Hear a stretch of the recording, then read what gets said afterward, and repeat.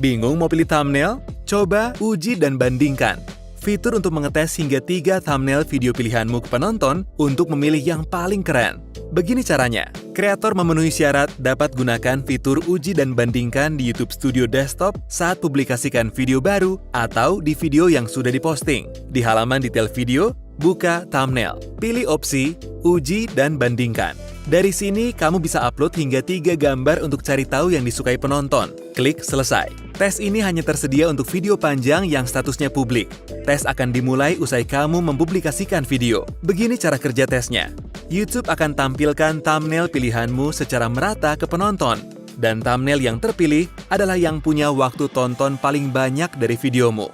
Kamu bisa periksa status tesmu kapan saja dengan membuka halaman detail video, lalu klik Lihat laporan tes. Dari sini, kamu akan melihat durasi tes yang tersisa dan hasil performanya. Kamu juga bisa menghentikan tes dan memilih sendiri thumbnail untuk dipakai. Jika kamu membiarkan tes berjalan, hasil finalisasinya membutuhkan beberapa jam hingga beberapa minggu. Durasinya tergantung faktor-faktor berikut ini. Tingkat kesamaan tampilan thumbnail semakin berbeda, tes akan semakin cepat selesai. Dan traffic videomu. Semakin banyak tayangan video yang didapat dari thumbnail, semakin cepat tesmu akan selesai. Setelah tes selesai, akan ada laporan yang berisi hasilnya. Jika hasil statistiknya signifikan, kamu akan melihat label pemenang. YouTube akan otomatis mengganti thumbnail ini untuk videomu setelah tes selesai. Kamu juga mungkin melihat label lebih disukai, yang artinya hasil mungkin tidak signifikan secara statistik, tapi performanya lebih baik.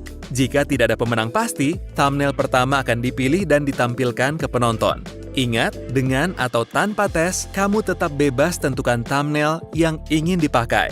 Kamu juga bisa memilih untuk mulai tes baru, dengan catatan tes sebelumnya akan dihapus. Sekarang, yuk kenali beberapa hal dan tips terbaik penggunaan fitur uji dan bandingkan. Thumbnail harus patuh pada pedoman komunitas kami, dan fitur ini tidak didukung untuk video yang dibuat untuk anak-anak, untuk penonton dewasa, atau live. Ingat bahwa thumbnail yang baik itu lebih dari sebatas mencari klik dari penonton. Thumbnail membantu penonton mengerti isi konten, agar tidak membuang waktu mengklik video yang salah.